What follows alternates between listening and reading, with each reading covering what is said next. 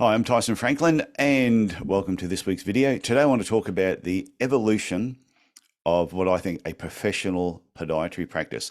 So, last week, I had a friend of mine, Haley Patterson, on the Podiatry Legends podcast, episode 300, which was a great milestone. And it was titled How I Established a 100% Biomech Clinic. So, Haley used to work with me in Cairns for a couple of years before she went out on her own. I helped her set up a practice, and then she sort of went on from there. When she first set it up, she mentions that it was about 70% biomech and 30% general. And the reason it was sort of that sort of balance was because that's how we did the marketing. There was no marketing behind routine foot care. They sort of just came in. And over the years, that's just how Haley's business developed.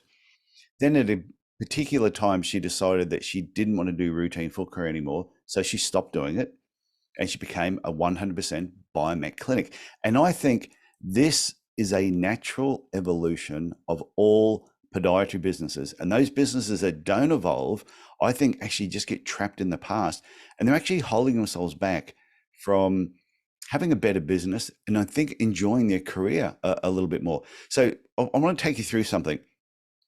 When you first start your podiatry clinic, you will see anybody. If they've got a heartbeat in one leg, it's good enough. You'll basically see them because you have bills to pay. That just makes sense. But I think as time goes on, and you'll be doing nursing homes, you might be doing some hostels, you might be doing home visits. Like I said, you will do all the work because bills to pay, got to put a roof over your head, got to feed your family. But as time goes on, what tends to happen is you get to capacity, you start to get really busy, and instead of letting some of that work go, a lot of businesses go, no, I need to employ somebody else. I want to employ them so they can do all the work that I don't want to do because I don't want to lose the nursing homes, the hostels, the home visits, and some of that podiatry, that routine care that I really don't like doing and I don't like the patients. I'm going to get them to do it. They employ a person, the clinic gets to capacity again, they employ another person. And what happens is over a period of time, there'll be a clinic that you'll bump into them. They'll say, oh, we're booked out, 3-4 weeks ahead. And they'll wear it like a badge of honor. And I'm sitting there thinking, it's not a badge of honor. It's a sign of laziness. It's a sign that you have not looked at your business and made some really important decisions. And you're using being busy as an excuse for not making really important decisions about your business. Because I believe what should happen with your business is you get it to a point, you get it to capacity, you get it up to here. And instead of just bringing somebody else on so you can keep all the work, before you bring somebody else on, you look at what you're doing and you go, maybe I should let some of these nursing homes go. Maybe some of those hostels, maybe some of the home visits, maybe some of that routine care I'm doing that I really don't like, I let go. And that frees up your schedule to see better patients. You start marketing towards better patients. Because what happens if you have somebody on a Monday morning ring up, he's got heel pain, for example, and they ring your clinic and they can't get in, they're going to ring around and try and get in somewhere else. If they're not going to wait 2 or 3 weeks to come and see you. It's no different to if you have a patient that's in your clinic, an existing patient, and you need them to come back, but you can't get them back for a couple of weeks. This used to happen to us all the time, but we'd have patients from other clinics come to our clinic for a biomechanical assessment, end up getting orthotics or some other treatment because their podiatrist is booked out 2 or 3 weeks ahead, wearing it as a badge of honor.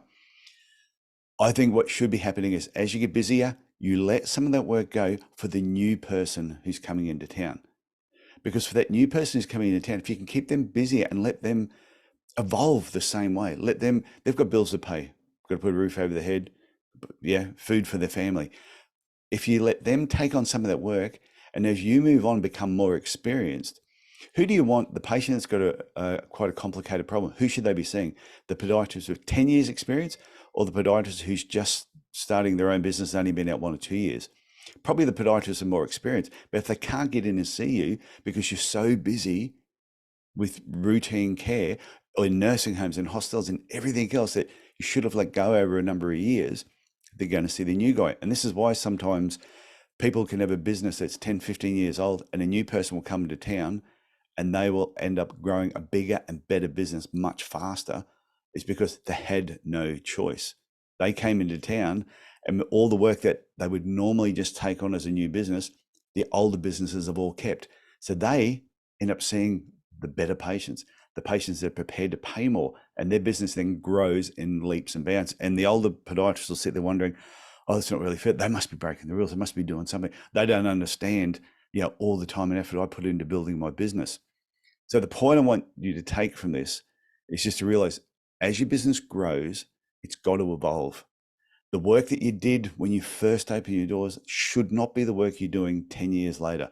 You should be letting that go to the next person who comes through. So if you're here now and the next person coming through, you let them have some work. As they grow and they let the work go, the next person coming through. And this is how I think a professional podiatry clinic should evolve over a number of years. It should be evolving and becoming like a better clinic, not just growing and being a bigger clinic. Bigger doesn't always mean better. So just keep that in mind. Evolve your practice, have a better career, have more fun, enjoy the patients that you're doing. Don't just make it bigger because you can. Stop trying to hang on to everything. Let some of the work go. Let the new guys coming through do that. And I tell you, everybody's going to be happy. Everyone will be much happier. So if you're enjoying these videos, please give me your feedback. If you don't enjoy them, you can stop watching. That's fine. Subscribe. I think it's on this side. Subscribe. If you'd like to, so you don't miss any videos. And I will talk to you again next week. Okay, bye.